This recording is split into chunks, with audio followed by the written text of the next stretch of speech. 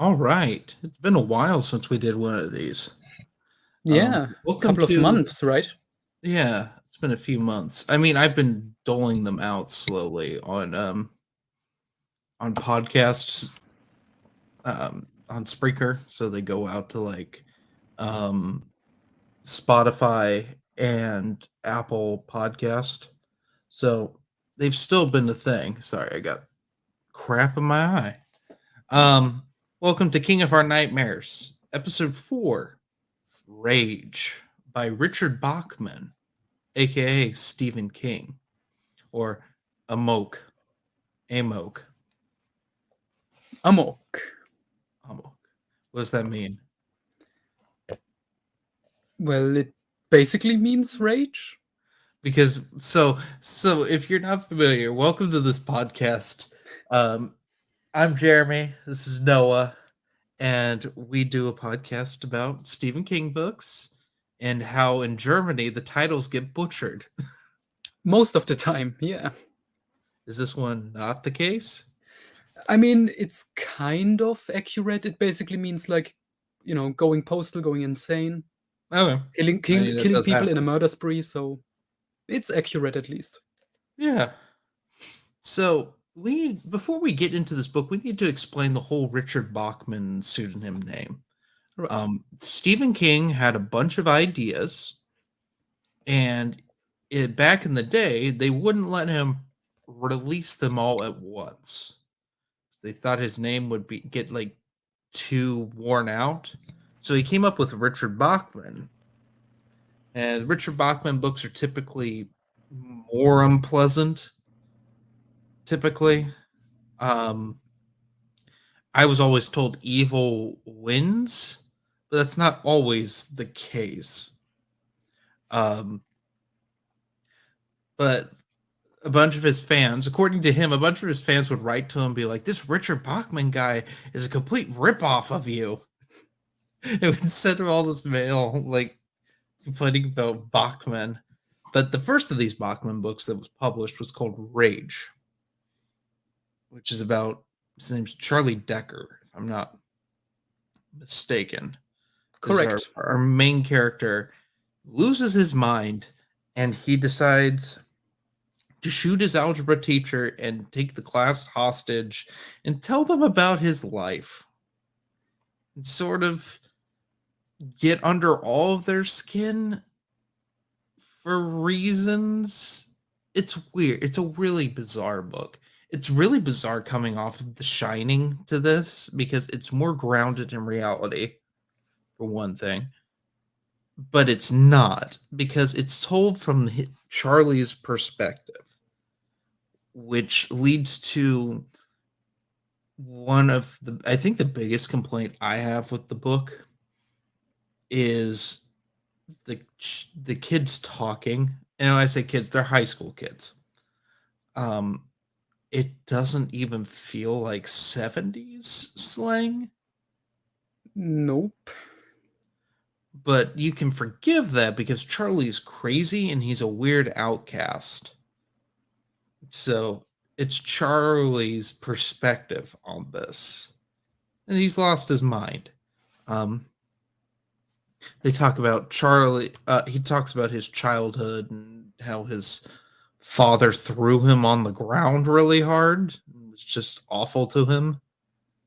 Um, his love for his mother, which is kind of has an Oedipus complex, kind of a little bit. Like a lot of things are brought up in Rage. This was another problem with Rage is it's really too short, but it also feels too long. So certain things about Charlie's psyche are really brushed over. Like he Yeah, has because children. yeah, because that's the thing with the story structure we have here. Mhm. The plot itself with him like taking his class hostage, that's like 4 hours, like in story. Yes. But sprinkled throughout at different points are just those pretty random flashbacks.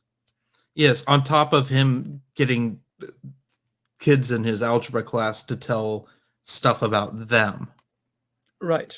like one girl talks about her sexual experiences and how she likes to pick up random men and have be fucked by them in the back of a car.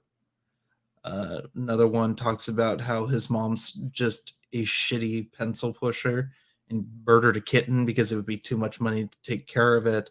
Um, and all around this, we have a character whose name is escaping me right now, who's like the popular guy, Ted Jones, I Ted think. Jones, who at this time, and it dawned on me near the end of this book, he would be the protagonist if this was an orthodox book for the time, because Mhm. he's like the perfect like high school like popular kid athlete sort of thing, but he has issues. And by the end of this book, it's just bizarre what happens with him. And this Yeah. book is really, really peculiar. This is the only Stephen King book that is not in publication anymore. And we should talk about that briefly. One of the many school shootings that's unfortunately happened in America, they opened up one of the shooter's lockers, found a copy of Rage in there. Stephen King felt awful about this, and he had it pulled from publication. Yeah, and actually I think it was not just this one case. I think it happened like 2 or 3 times. But I think in the previous 2 cases, the shooters didn't kill anyone, so it wasn't as big of a deal. Mhm. But yeah, when it got, like, serious like that, he was like, "Okay, this is enough. We have to do something." So, I think it was in the year 2000 where he said, "Okay, no reprints anymore." Mhm.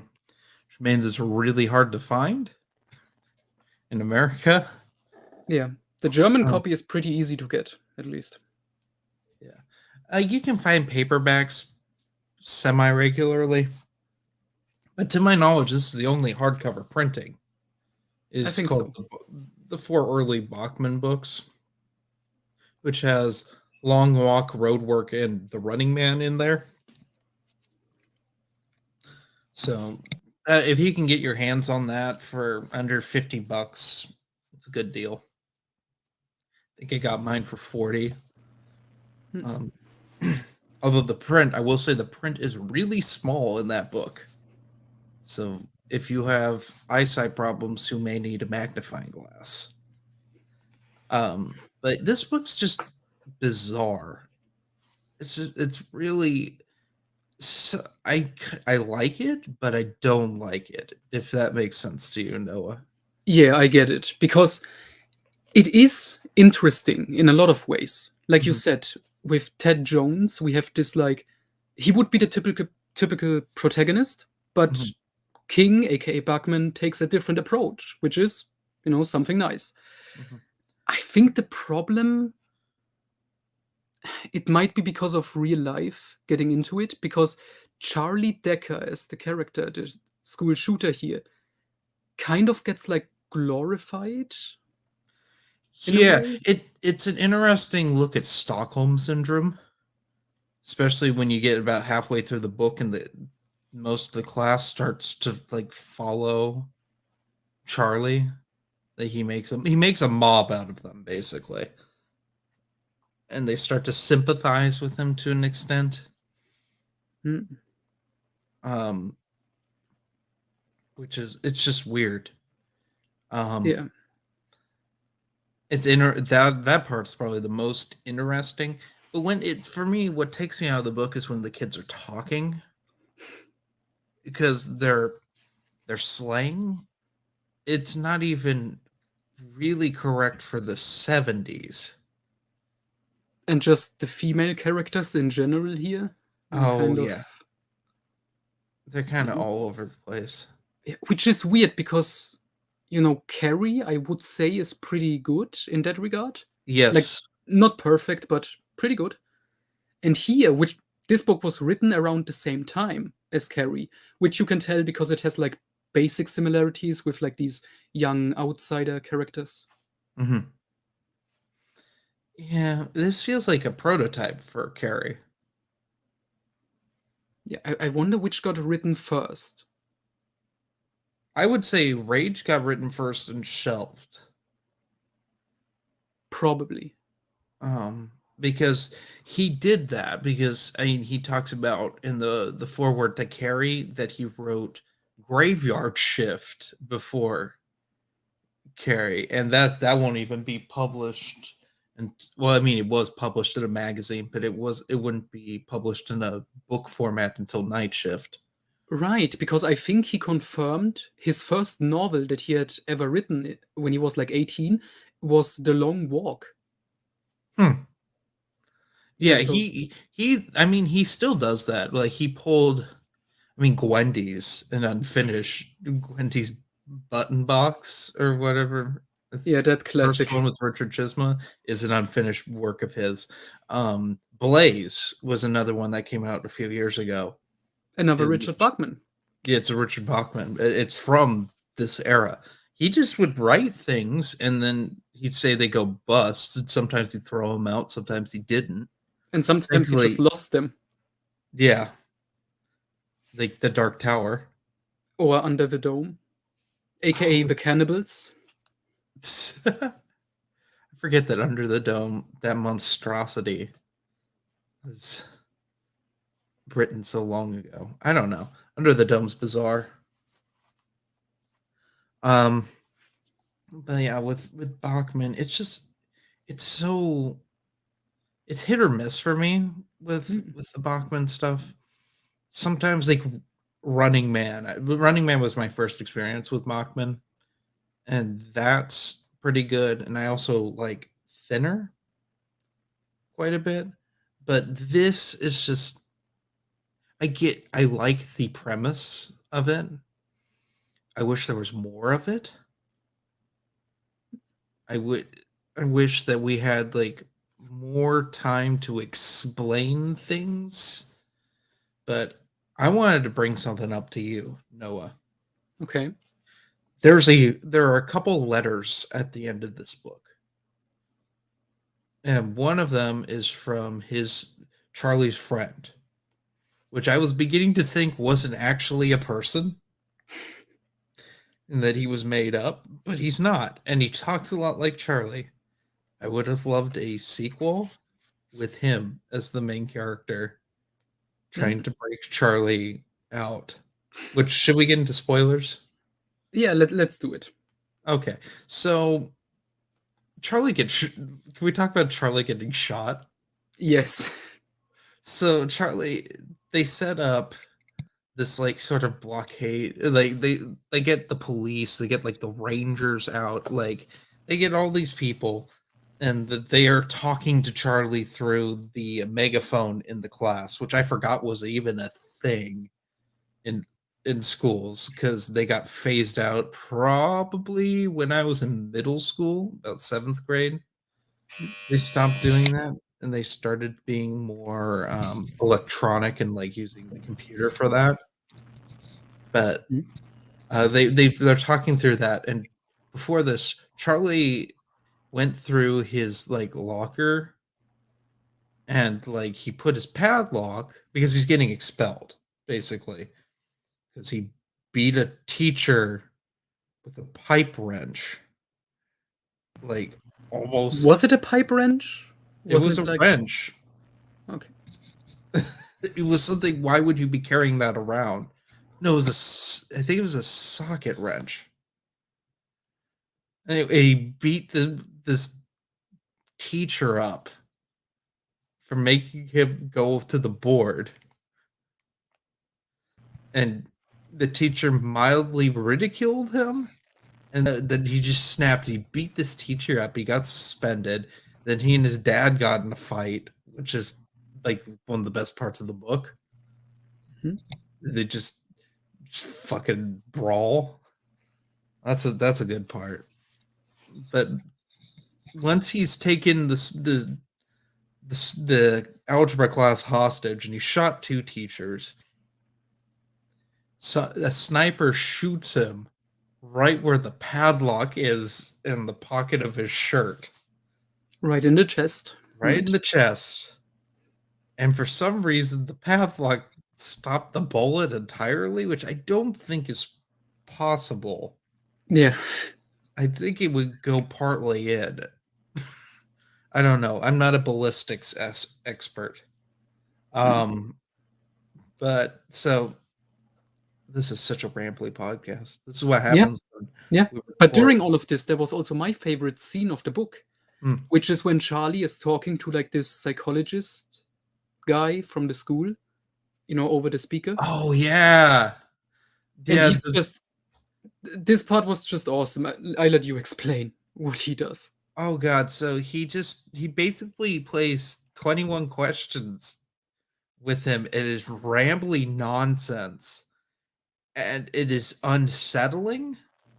It's uncomfortable. He's like threatening to shoot kids if he doesn't get the answers he wants. Yeah, and he's just trying to like destroy this psychologist like concept. Like he's going in this, he's in control, and he thinks he knows how this is going down. Mhm. And Charlie just tries to, basically fuck him over, and he asks questions that don't make any sense. Yeah, like about his wife, about Vietnam, about like just and they And just then he tricks him with some religious questions. oh yeah, that I remember I read that. I had to set the book down at pace. It was so much. That is probably that's one of the better scenes in this book. Definitely a Just highlight. oh yeah. Um it was so along with the lawn didn't fuck around. Let me read the beginning of this book because I had to read it to my girlfriend because I thought it was the funniest fucking thing. It was the funniest fucking thing, quote Jeremy, about a school shooting novel.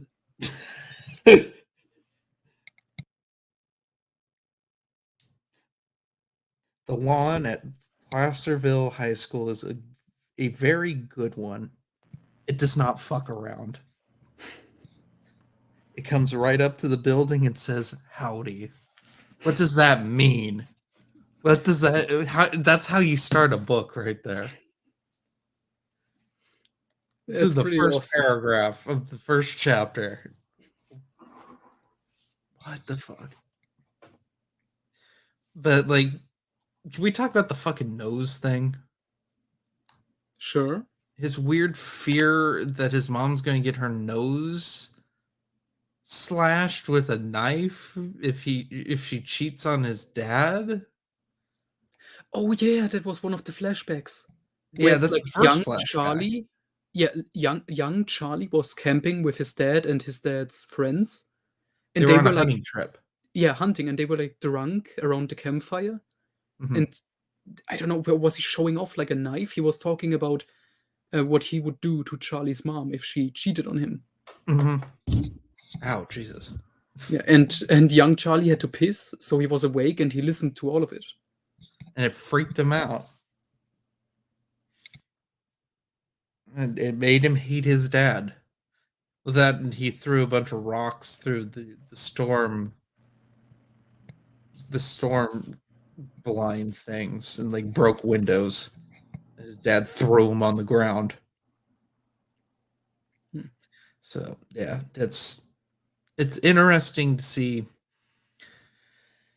as we go through his flashbacks because they're intercut with other people talking about things.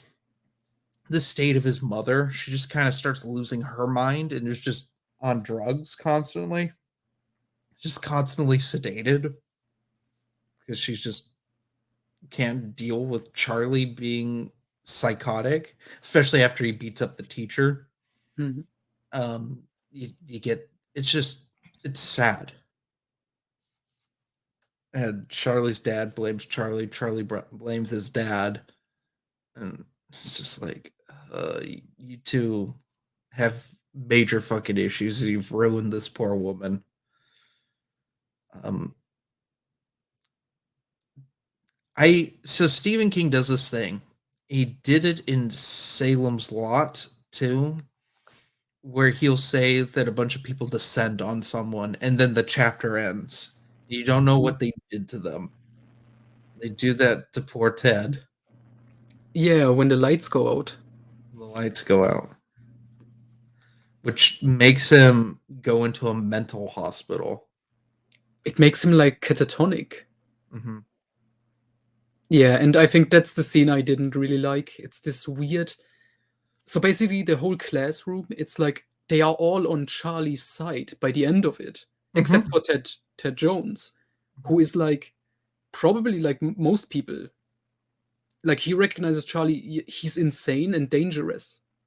And Charlie makes it a point from the very beginning to single him out, as like there are things wrong with him, which is a weird commentary like thing that I think is not really well fleshed out, Hmm. but has the potential to be good. It's like Charlie's point is that we're not perfect and we all have issues. Like that's the point of Rage, I think. And Ted's this perfect person and he makes him snap. And it's interesting. It's like the Breakfast Club, but with a school shooter and Put not it as on the cover. pretentious. I'd rather read Rage than watch The Breakfast Club. I hate that movie. It's terrible and overrated. Yeah, but I think that's a good point. This book, it's very good in concept and it has good scenes. I think what might bring it down, it might be because King wrote this when he was still very young. Like Yes. I think he wasn't like ready to tackle a story like this, like he would be today. Hmm.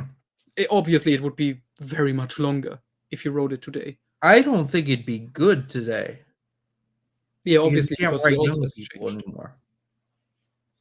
Yeah, it would lack like the angry energy you Mhm. get from this. Like this really does feel like it was written by a 17-year-old edgelord. Yeah, who's just a broken person. Has lost his mind. Yeah, which is both the biggest positive and negative of this Yeah, novel. yeah.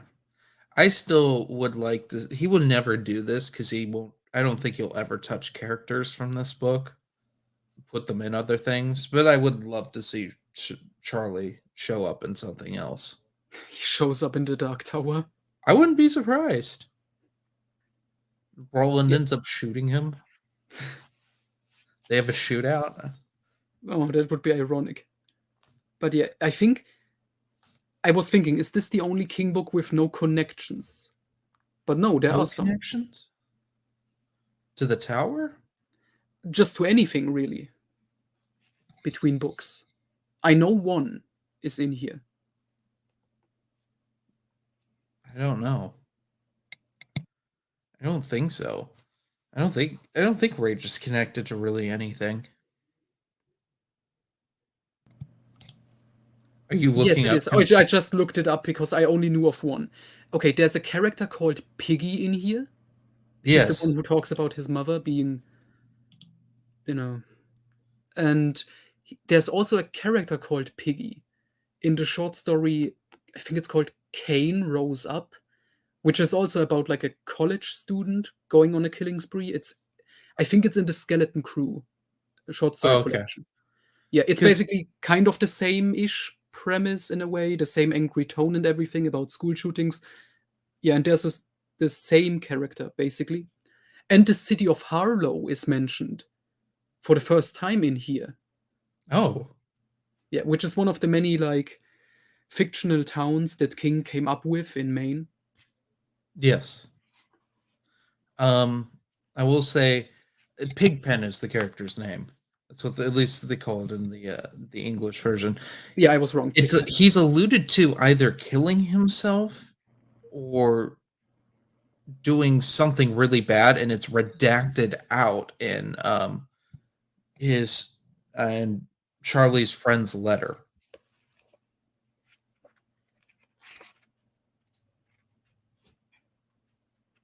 Yeah, I was just looking it up. Yeah, right. So yeah, that's possible.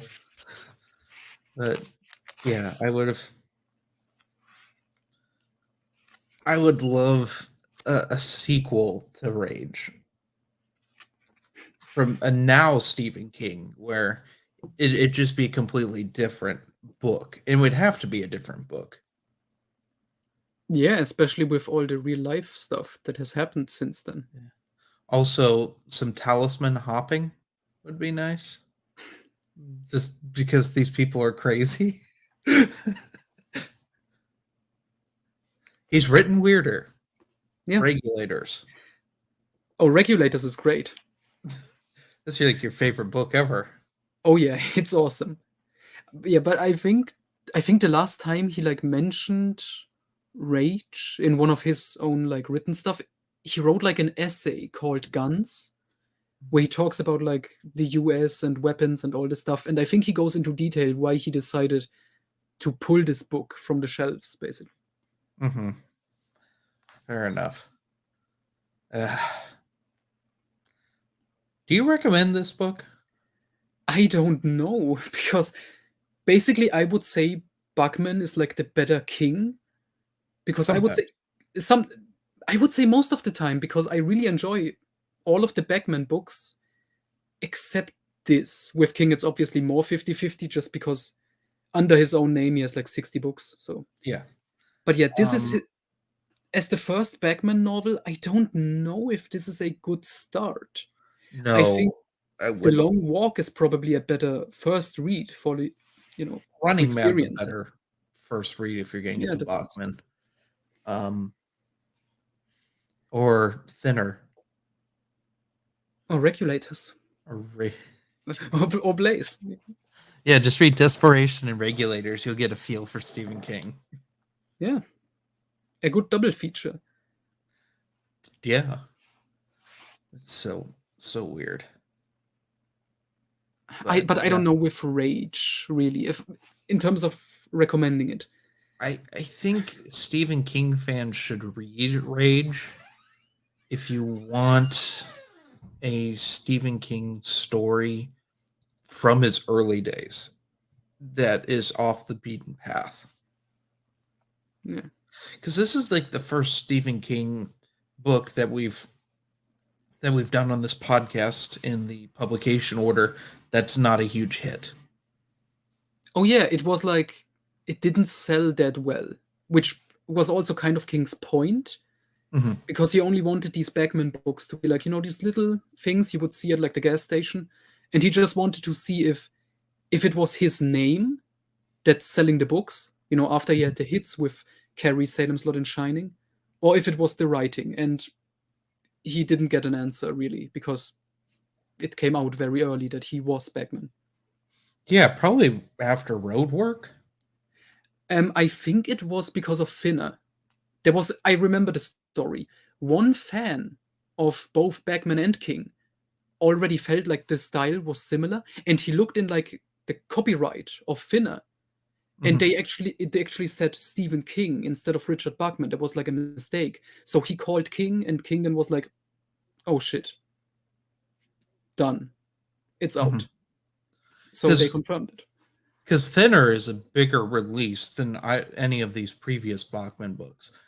Because then they came out with this. This was the response to that. They did this book club edition of the previous 4 Bachman books.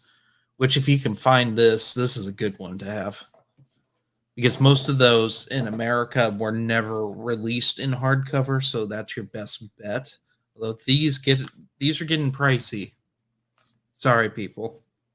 That's just how it is. Yeah, and it's a shame he's not allowing like a re-release. I mean, I understand the reason, but it's just a shame for like collectors of his stuff and the people who want to experience it. Yeah. It used to be easier to find this. I remember seeing Rage quite a bit in used bookstores when I was a kid, being like, that's a title, and then never buying it. But yeah, I'm glad I read it.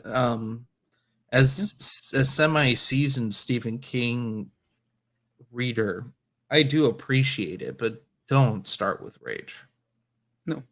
If you want like a story written by young King about like these younger characters and their their minds, their psychology, read The Long Walk. And if you want a story about someone going crazy, read Road Work. I think both of those books they do what this book tries to do, but better in a way. Yeah, for sure. All right. Any more closing thoughts? Not really. This It's is a a quick decent one. enough book. Yeah, it's just a really short book. There's not a lot to talk about without talking about every single thing that happens, which we even tackled the sex story. Oh, we shouldn't tackle it. But yeah, it's No, ironic. This it's book is so ironic. short. It's sad. It's so pathetic. There's a lot of things that happen in this book that you're just like, yeah, and you're like, oh, it's Charlie Decker. It's of course going to go bad. Hmm. But anyway, join us in like 10 minutes. We're going to go and jump on the first episode of Walking Without Rhythm, a Dune podcast. But until then, have a good one. Goodbye.